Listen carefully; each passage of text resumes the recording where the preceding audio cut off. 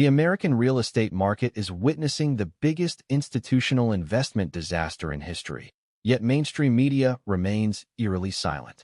While everyone's focused on ordinary homeowners watching their equity evaporate, a far bigger storm is quietly brewing on Wall Street. The $2 trillion bet launched during the pandemic is collapsing in real time. Latest Zillow data suggests this could be the most brutal institutional investment failure since 2008. Shocking numbers: 53% of properties losing value. Zillow reports that 53% of properties are now down year over year, the highest percentage since April 2012. But what's truly terrifying is who's holding the bag. Institutional investors who went on a buying spree during the 2021 to 2022 market peak are now sitting on what the industry calls epic bag holding. The institutional buying frenzy. During the pandemic housing craze, institutional investors scooped up over 300,000 single-family homes. Companies like Invitation Homes, American Homes for Rent, and Progress Residential launched an unprecedented acquisition wave, routinely paying 20 to 30% premiums to buy up entire neighborhoods. The core numbers are staggering. Average purchase price 2021 to 2022, $420,000 per home. Current Zillow valuation, $365,000 per home. Instant loss per property, $55,000. Total paper loss on 300,000 homes, $16.5 billion. And that's just the beginning. It doesn't even include carrying costs, property taxes, insurance, and maintenance. The leverage trap, compression kicks in. What makes this worse is that these institutional buyers loaded up on leverage, borrowing 70 to 80% of purchase prices. When asset values drop 15%, it triggers what Wall Street calls a margin compression event. They're getting squeezed hard. Your retirement is on the line too. The institutional money flooding into housing wasn't just from private equity funds. SEC filings reveal that major pension funds, including CalPERS, the Texas Teacher Retirement System, and the Florida State Board of Administration, poured billions into residential real estate funds during the pandemic. Your retirement money bought the top. CalPERS, $2.4 billion invested. Texas Teachers, $1.8 billion invested. Texas Teachers real estate returns, minus 3.2%. This marks the first negative return on pension real estate allocations since 2009, with projections showing losses extending through 2026. Regional collapse, where institutions got hammered. Zillow data reveals a critical pattern. The areas where institutional investors bought heaviest are seeing the steepest declines: Florida, Texas, Arizona, North Carolina, and Georgia. Battlefield losses in detail. Florida. Condo values down 9.9% year over year, biggest drop since 2009. Single-family homes down 4.9%.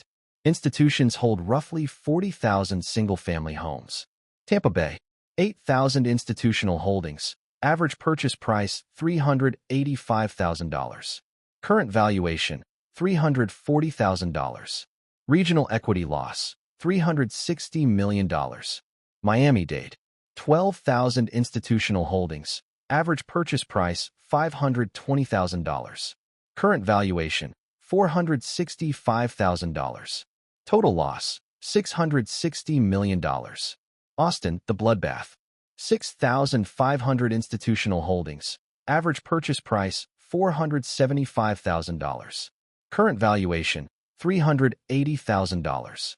Loss per home, $95,000. Total $617 million. Tech money and Wall Street real estate funds created the perfect storm of premium-paying disaster in Austin. The cascade effect under multiple pressures. Institutional investors aren't mom-and-pop landlords who can just wait it out. They face shareholder pressure, debt obligations, and quarterly earnings targets that force action when assets depreciate rapidly. The financial system is biting back. Wells Fargo demanding additional collateral from 3 major real estate funds. Bank of America cutting credit lines by $800 million combined for 2 institutional buyers. Moody's placing 4 major REITs on negative watch. Credit rating downgrades, higher borrowing costs, profit margins squeezed further. The sell-off begins, cracks in the foundation. Signs of institutional strategic repositioning.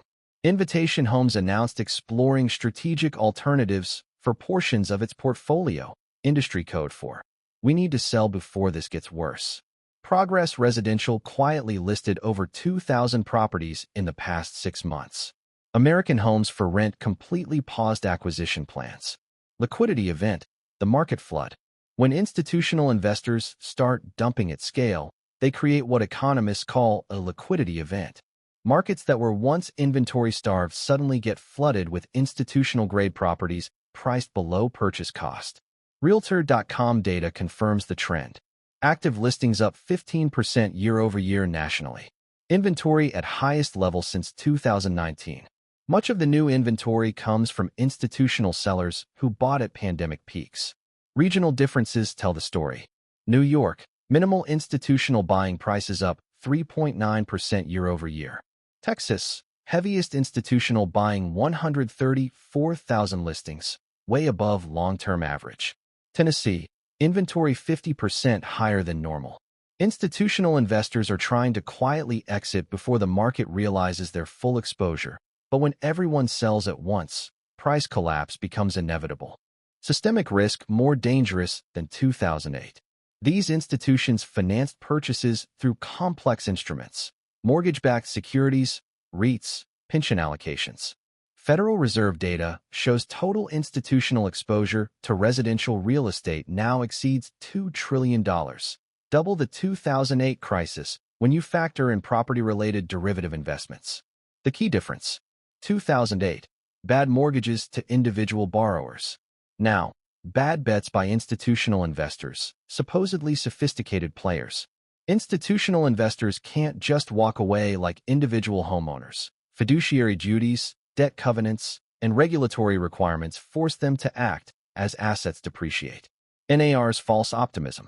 The National Association of Realtors predicts a 2026 market rebound with double-digit sales growth and 4% price appreciation.